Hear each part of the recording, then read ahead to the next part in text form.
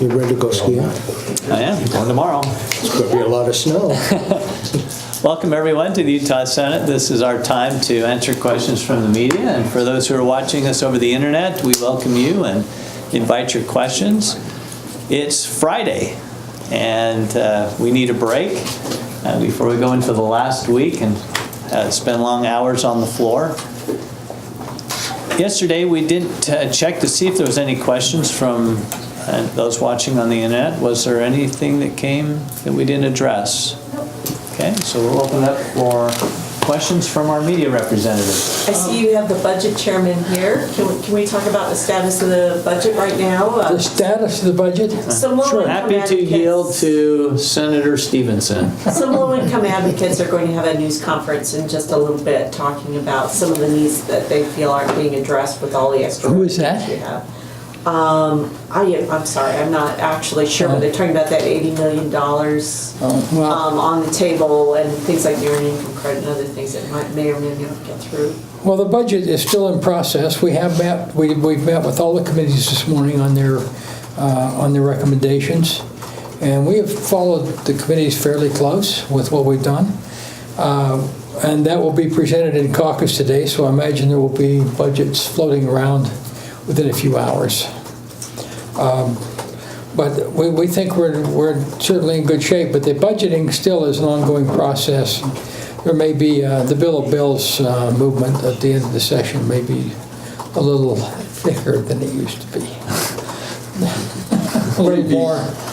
There are some items that we haven't totally come to agreement on. Will you be depositing into the rainy day fund this year with such a surplus? Well, with a surplus like that, we have to deposit. We already did $85 million. And we put the 85 back that we Yes, you that's know, we good. had that we had borrowed, but then there's some automatic deposits that go into that fund. At exec appropriations this afternoon, how No. much do you, We will not be holding executive appropriations this afternoon. This evening? This evening evening? No. Yay. No, we're going to, executive appropriations will be Monday. Oh, good. 7 Is that a.m.? because you're not in agreement on some No, things?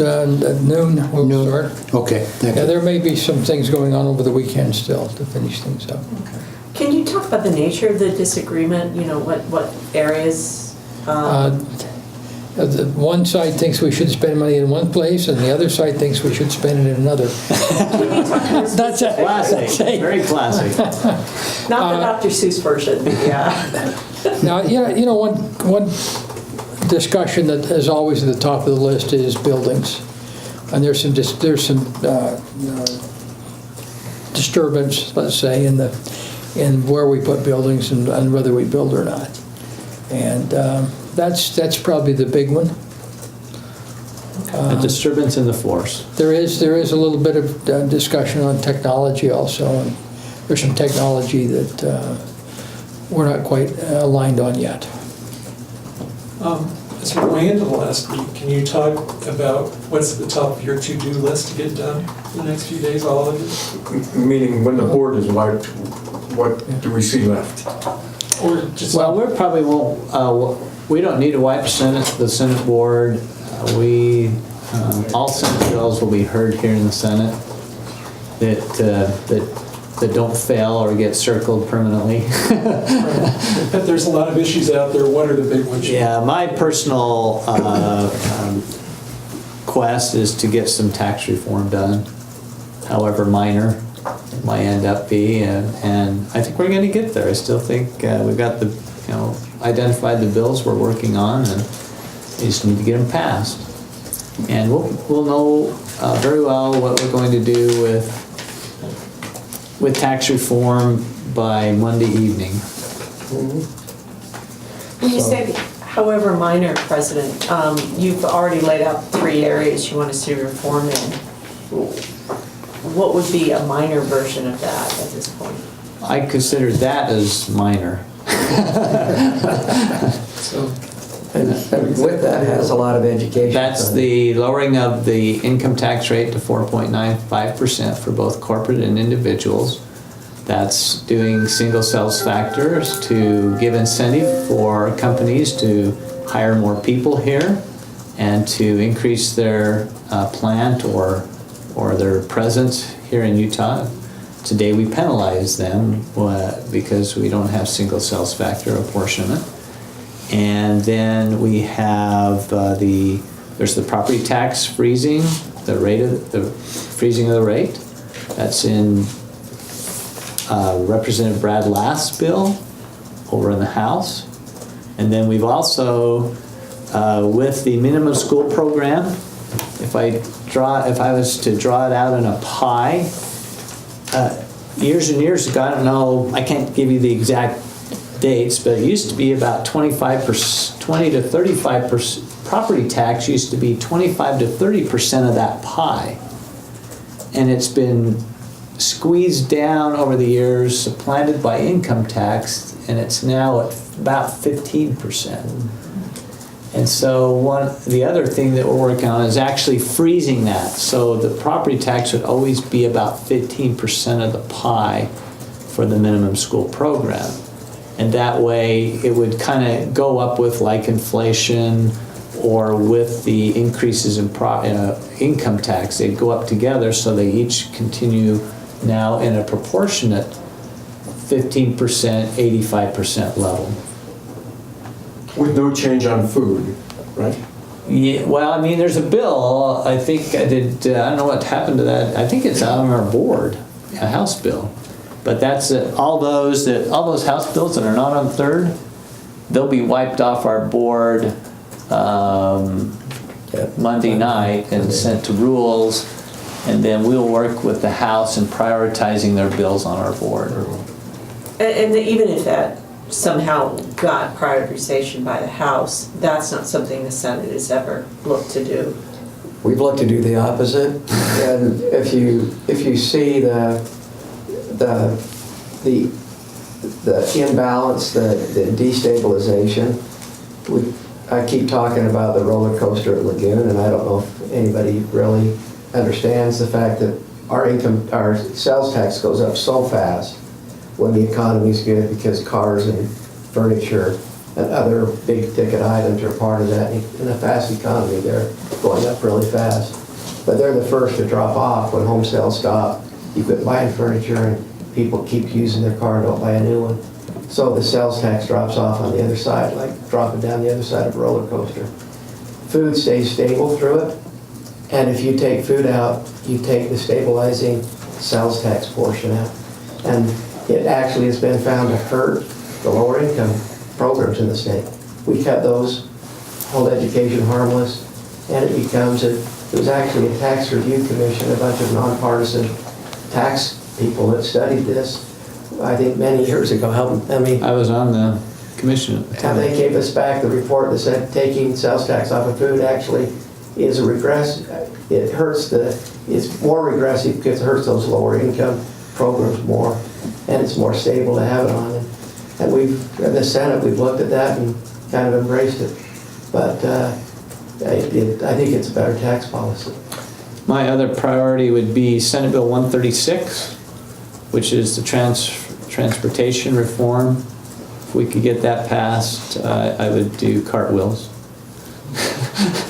It would be ugly, but I would do cartwheels. The cartwheels would be ugly. I haven't seen you do many, but I'll get my camera out. What form of an increase do you expect that bill to ultimately end up with? It got changed several times over here, and the sponsor suggests it might be changed again over in the House. Yeah, I mean, it could come back with a gas tax, or it may come back. I mean, one of the objectives that we've looked at is, let's say the Supreme Court rules on the quill challenge, the South Dakota Marketplace fairness. Yeah, marketplace. The internet tax. Internet tax. The tax on. So if that was to actually be struck down, we would have a lot more revenue. And I think Senator Stevenson has a bill that we could actually then capture that, part of that, and put it into transportation. That's one of the other options. I'm not saying that's what it is. But this is actually a really important bill to a lot of people. And I think that's, even though there is a fee increase or a gas tax increase or something in that potentially, I think it's possible that the House might pass it because, you know, it is such an important infrastructure bill for us going forward. Other priorities? Well, everybody knows what my priority is. I really think it's important we finish up this inland port thing. It needs to be done now. We went through committee this morning, finished, I mean, it got through committee, we'll have it to the floor probably the first of the week, so. Go to Senator Davis, and then Van Tassel, and then Adams. I think the two Democrats are continuing to push for the idea of bonding for some affordable housing, low-income housing. We have a shortage of SROs and others, and we have a bonding bill actually to address that issue. We're hoping that we might be able to get to that. So that's one of our priorities. That's $100 million? That's $100 million. But that can be trimmed. I mean, you probably can't build $100 million's worth in a year. Probably take 2 or 3 years so we could phase that in over time with a certain amount of money every year. And I think the objective with that bill is that we get $100 million of construction, right? Right? So we have looked at and are waiting to hear back from our Utah Housing Corporation whether this could fit in one of their programs where you could offer tax credits. So the objective is to get $100 million of construction. If there was some tax credits that could be attached to that, then we may only need to appropriate $30 or $50 million and get $100 million of construction. That's the concept. Those numbers are probably off, and maybe off a considerable amount, but that's the concept that we're talking about. Get $100 million of construction, tax credits, we wouldn't have to fund or bond as much. And what we'd like to do is make sure that all of that housing comes in below the 50% MSE. Yeah. Or am I same acronym? Yeah, I can't remember. It's like U.S. something or what. Yeah. Anyway, it's a poverty, I think, level measure. That's Marine Corps So equivalent. is the majority behind this idea, if indeed there can be that kind of a match? Well, part of the homeless effort that we're working on is housing. And housing is an important element for that effort on a long-term basis. And with the inflation of housing, we're finding people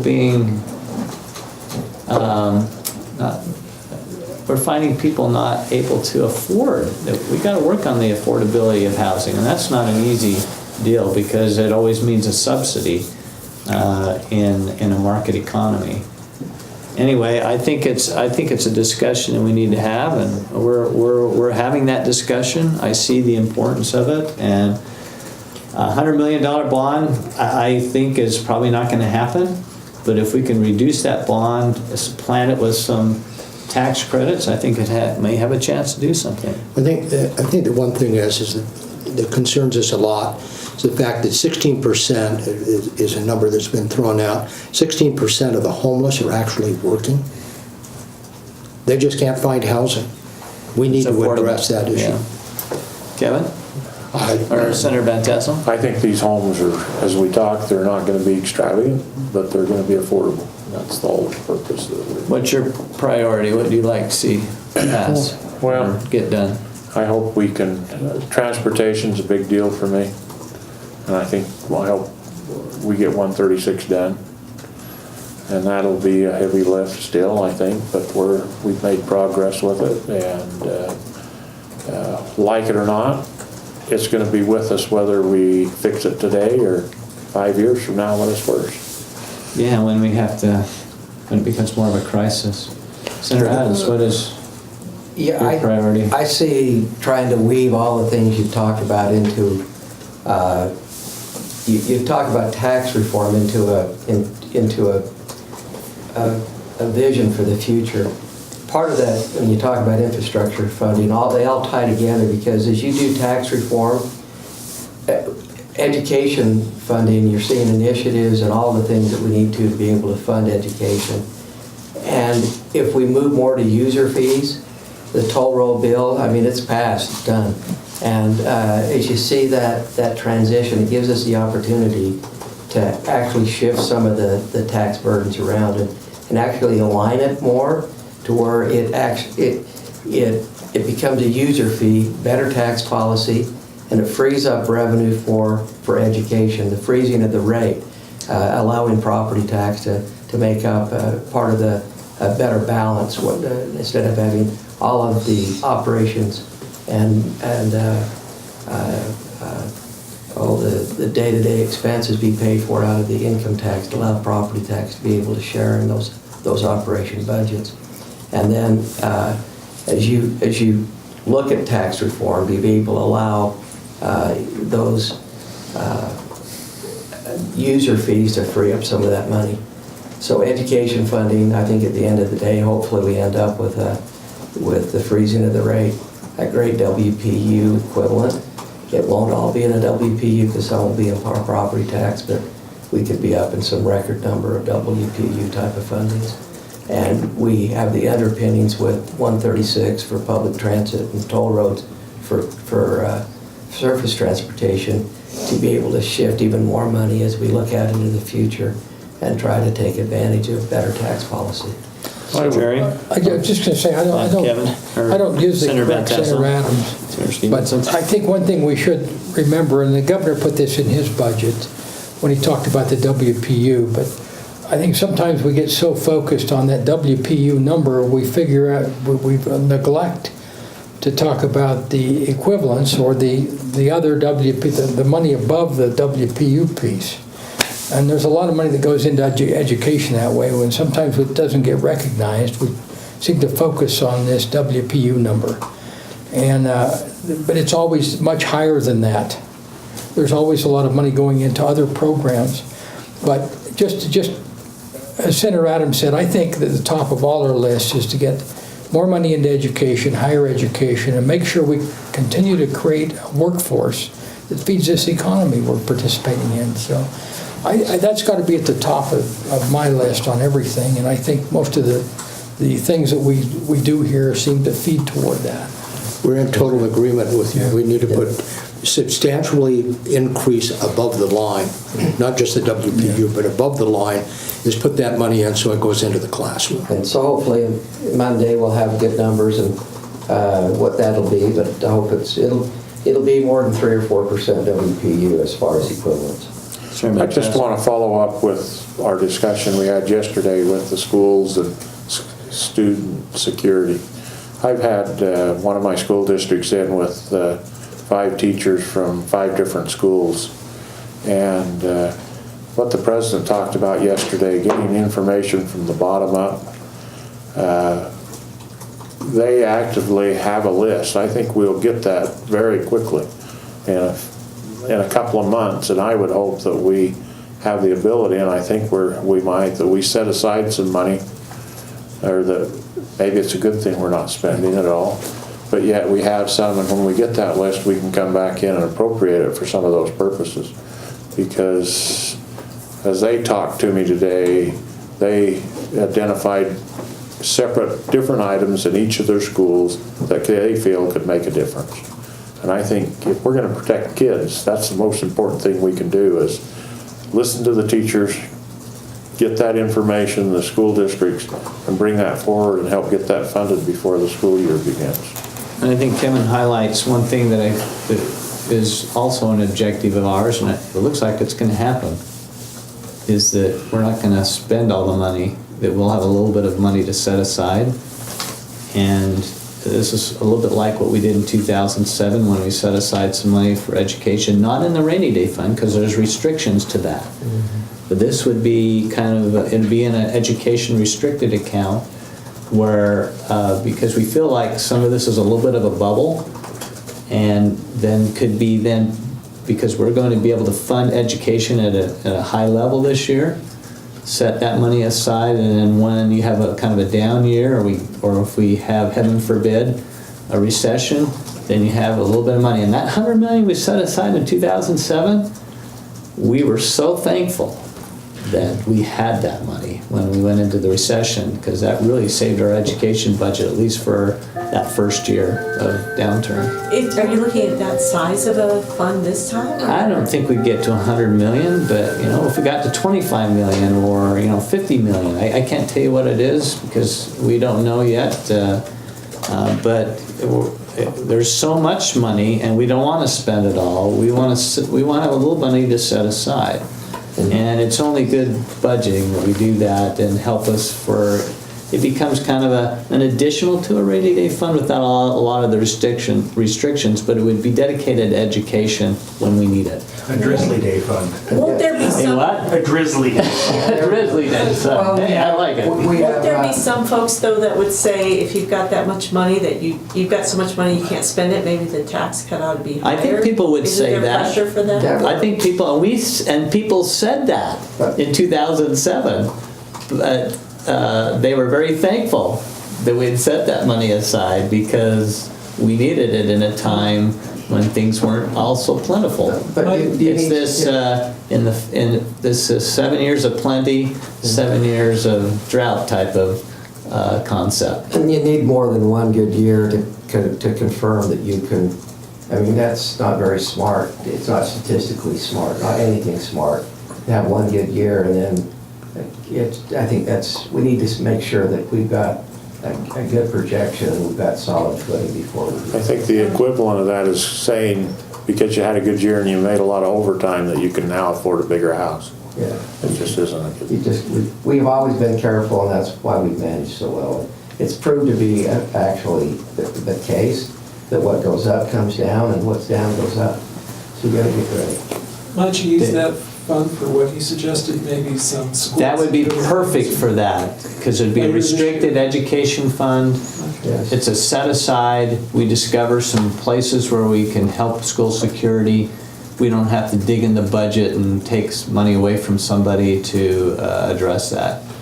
I'm not promising a set aside fund, but I think we've had as good a chance to do that this year. At least that's the way I see it. And I predict that we will have some money in there. Is that part of the disagreement with the House over setting aside money? No. I think, We're putting I money into buildings, ongoing money. think the one thing is the president indicated yesterday the great idea of the protection of children in the schools.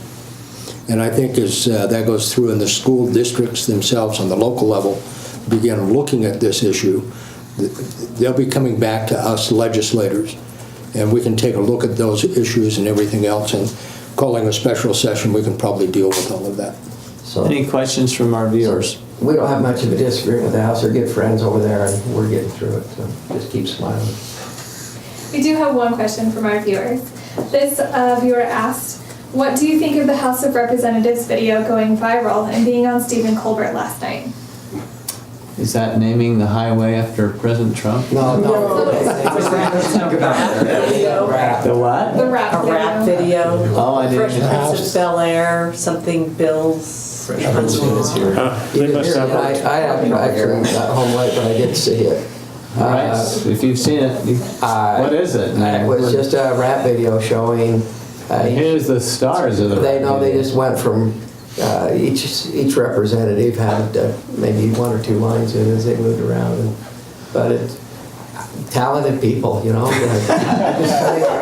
I was just so impressed. I think they're ready for a career, don't you? Ron Colbert was prime For time. once, I have no comment on that. What do you think of the highway, though? The what? The proposed highway renaming? Well, I just heard about it last night. I'm not even sure which highway we're talking about, so it'd be interesting to see all that. Somewhere Isn't in it Southern Utah? Southern Utah, yeah. Network of highways. The big five. It winds through parks. We name a lot of highways after presidents, and so I wouldn't have any. I mean, we have the any Lincoln problem with Highway. it.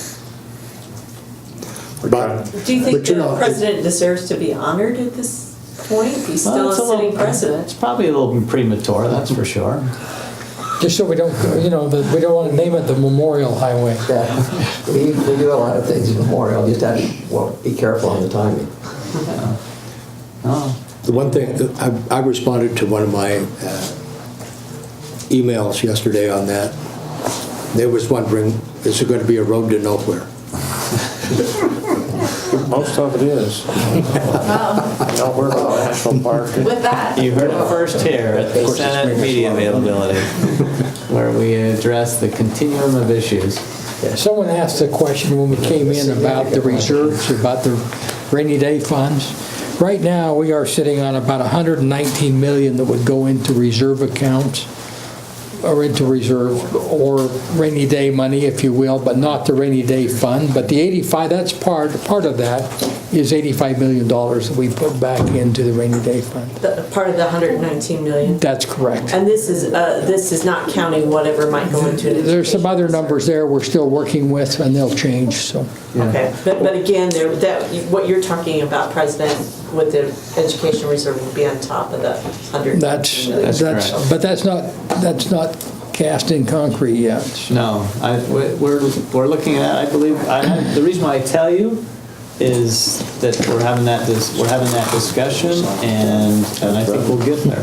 Well, we had talked previously about how that 80 million, the package you've been describing would not spend all of that, it would leave, I think, 60 on the table. Probably not that much, but it could be up to 50 million potentially. I think more on the, maybe even the 25, 30 level, but we'll see. And that's a different discussion. That isn't. That is completely. Yeah, so that's not, that 80 million, that's for what they're